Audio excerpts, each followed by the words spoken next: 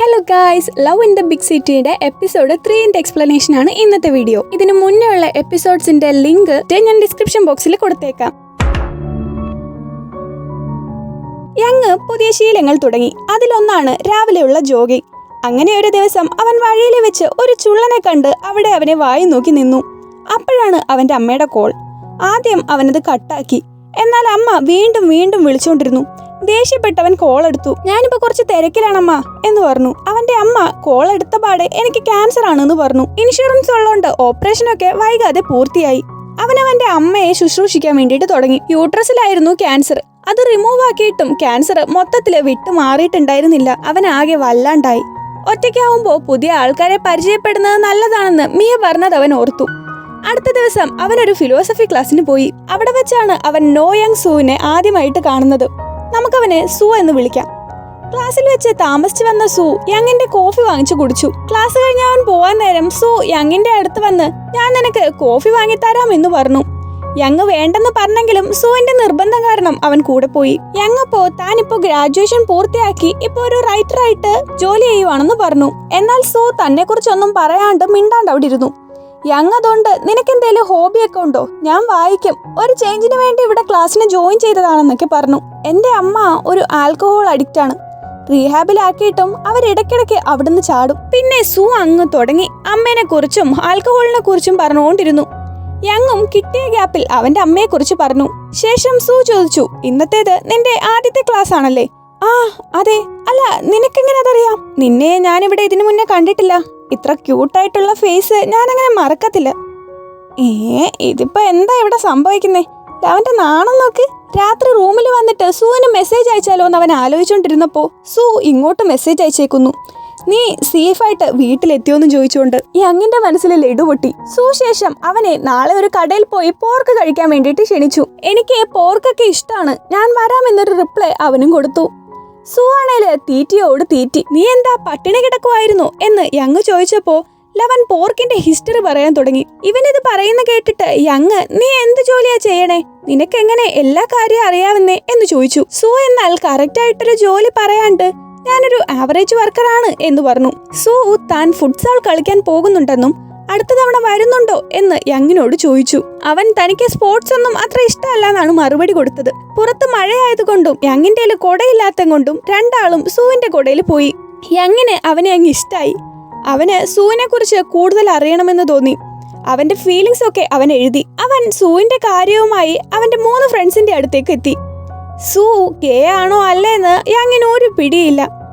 അവന്റെ ഫ്രണ്ട്സിന് കാണിച്ചു കൊടുക്കാൻ സുവിന്റെ ഫോട്ടോയും ഇല്ല, സോഷ്യൽ മീഡിയയിലും അവനില്ല.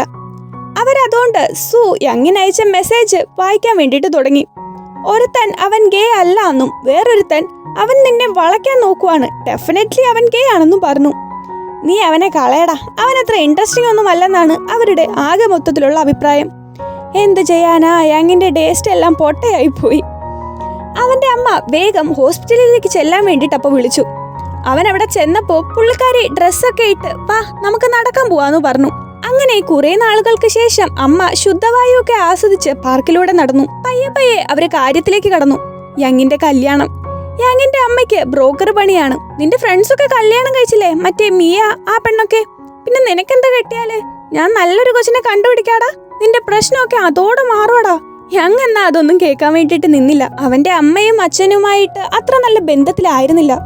അവന്റെ അച്ഛന് വേറെ സ്ത്രീകളോട് ബന്ധമുണ്ടായിരുന്നു.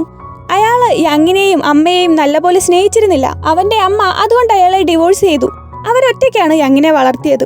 അടുത്ത സീനിൽ സു ഫുട്സാൾ കളിക്കുന്നതായിട്ടാണ് കാണിക്കുന്നത്. സ്പോർട്സ് ഇഷ്ടമല്ല എന്ന് പറഞ്ഞ യങ്ങും ഉണ്ട് ഗോളിയായിട്ട്. ചെക്കൻ അവിടെ 5 മിനിറ്റ് പോലും നിന്നില്ല. അപ്പോഴേക്ക് തന്നെ മോന്തയ്ക്കൊരു അടി കിട്ടി. അടി കിട്ടിയാലെന്താ, സുവിനെ കാണാൻ പറ്റിയല്ലോ. രാത്രി കിടക്കവേ അവൻ സുവിന്റെ മുതുകിലെ ടാറ്റു ഓർത്തു. അപ്പോ ക്ലബിലേക്ക് വരുന്നോന്ന് ചോദിച്ച് അവന്റെ ഫ്രണ്ട്സ് മെസ്സേജ് അയച്ചു. പിന്നെ എല്ലാം കൂടെ കുടിയും കൂത്താട്ടവും ആയിരുന്നു അവിടെ. തിരിച്ചു വന്നവൻ ബോധം കെട്ടുറങ്ങി. രാവിലെ അവന്റെ അമ്മ വിളിച്ചവനെ വഴക്ക് പറഞ്ഞു. മരിക്കാൻ കിടക്കുന്ന അമ്മയോട് ഇച്ചിരി പോലും സ്നേഹമില്ലേടാ, ഇങ്ങോട്ട് വാടാ, അമ്മ ഇപ്പൊ ചാവടാന്നൊക്കെ പറഞ്ഞു. എന്റെ പൊന്നു തള്ളേ, ഞാൻ ദേ വരുവാന്നും പറഞ്ഞ് ഒരു കോഫിയും കുടിച്ച് അവൻ അങ്ങോട്ടേക്ക് പോയി. അമ്മയ്ക്ക് വേറെ പ്രശ്നമൊന്നുമില്ല, മോൻ തന്റെ കൂടെ വേണോന്നും വെച്ചിട്ട് അവരിങ്ങനെ ഓരോന്നൊക്കെ പറയുന്നതാണ്. അവനെ അവിടെ നിന്ന് എഴുതാൻ സമ്മതിക്കാതെ അമ്മ പണ്ട് 100 വട്ടം പറഞ്ഞ കഥയൊക്കെ പിന്നെയും പിന്നെയും പറയാൻ തുടങ്ങി. കേട്ടുമടുത്ത് അവൻ പുറത്തേക്ക് ഇറങ്ങിപ്പോയി. പിന്നീട് അവൻ സൂവിനെ മീറ്റ് ചെയ്തു. സൂ രാത്രി ചിക്കൻ സൂപ്പ് കുടിക്കാൻ പോവാമെന്ന് പറഞ്ഞു.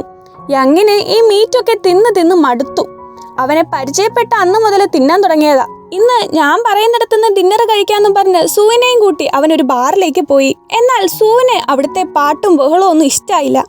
അവനത് പറഞ്ഞോണ്ടിരിക്കെ ഒരു കപ്പിള് ഞങ്ങളുടെ ഫോട്ടോ എടുത്ത് തരാമോ എന്ന് ചോദിച്ചു. യങ് അവർക്കത് എടുത്തു കൊടുത്തു. എന്നിട്ട് യങ്ങിന്റെയും സൂവിന്റെയും ഫോട്ടോ ഒരു സന്തോഷത്തിന് അവരും എടുത്തു കൊടുത്തു. സൂ അതിലൊന്നും അത്ര കംഫർട്ടബിൾ ആയിരുന്നില്ല. നിനക്ക് എന്താ പ്രശ്നം എന്ന് യങ് ചോദിച്ചപ്പോ, എനിക്കിതുപോലെയുള്ള സ്ഥലങ്ങൾ ഇഷ്ടമല്ല, നീ അടിച്ച് ഫിറ്റ് ആണല്ലേ എന്നവൻ പറഞ്ഞു. ഇത് യങ്ങിന് ഇഷ്ടമായില്ല. 2 ബിയർ അടിച്ചാലൊന്നും ഞാൻ ഫിറ്റ് ആവൂല, ഞാൻ നിന്നെ നിർബന്ധിക്കുന്നില്ല എന്ന് പറഞ്ഞ് യങ് അവിടുന്ന് ഇറങ്ങിപ്പോയി. പുറകെ വന്ന സൂവിനെ കണ്ടവൻ ഓടി. സൂ പുറകെ ഓടി. സൂ നിർബന്ധിച്ച് ഒരു റെസ്റ്റോറന്റിലേക്ക് അവനെ കൂട്ടിക്കൊണ്ടുപോയി. നീ എന്തിനു വേണ്ടിയാ ക്ലാസ് അറ്റൻഡ് ചെയ്യണേ എന്ന് യങ് ചോദിച്ചു. അപ്പോഴാണ് സൂ പറയുന്നത്, ഫിലോസഫി ബുക്സിൽ സ്പെഷ്യലൈസ് ചെയ്യുന്ന ഒരു പബ്ലിഷറിന്റെ കീഴിലാണ് ഞാൻ വർക്ക് ചെയ്യുന്നത്. ഞാൻ ഫ്രീലാൻസറായിട്ടും വർക്ക് ചെയ്യുന്നുണ്ട്. പിന്നീട് അവരവിടെ വെച്ച് മീനുകളെ കുറിച്ചൊക്കെ സംസാരിച്ചു. സൂ യങ് ഒരു ഫ്ലൗണ്ടർ ആണെന്ന് പറഞ്ഞു. ഫ്ലൗണ്ടറുകൾ ട്രാൻസ്പാരന്റ് ആണെന്നും യങ്ങും അതുപോലെ ട്രാൻസ്പാരന്റ് ആണെന്നാണ് സൂവിന്റെ അഭിപ്രായം. സൂവിന് യങ്ങിനെ ഇഷ്ടമാണെന്ന് പറഞ്ഞു.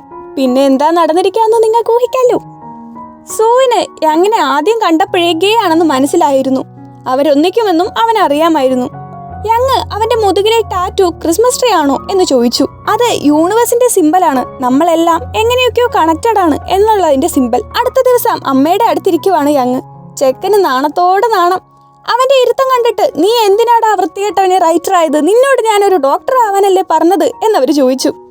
ഡോക്ടർ ആവുന്നതൊക്കെ മെനക്കേടാ, കണ്ടവന്റെ ആസനവും നോക്കണം, എനിക്കങ്ങ് വയ്യ കഷ്ടപ്പെടാൻ എന്നവൻ പറഞ്ഞിട്ട് അവിടുന്ന് എഴുന്നേറ്റ് പോയി. അവൻ നേരെ ചെന്നത് സൂവിന്റെ അടുത്തേക്കാണ്. യങ് ഇപ്പോൾ ഭയങ്കര ഹാപ്പിയാണ്. രാത്രി അവര് പാട്ടൊക്കെ വെച്ച് ഡാൻസ് ചെയ്തു. ഇത്രയാണ് നമ്മുടെ 3ാമത്തെ എപ്പിസോഡിലുള്ളത്. അടുത്ത എപ്പിസോഡിൽ എന്തൊക്കെ സംഭവിക്കുമെന്ന് നമുക്ക് വൈകാതെ ഇരുന്ന് കാണാം. So thank you for watching and see you in the next video.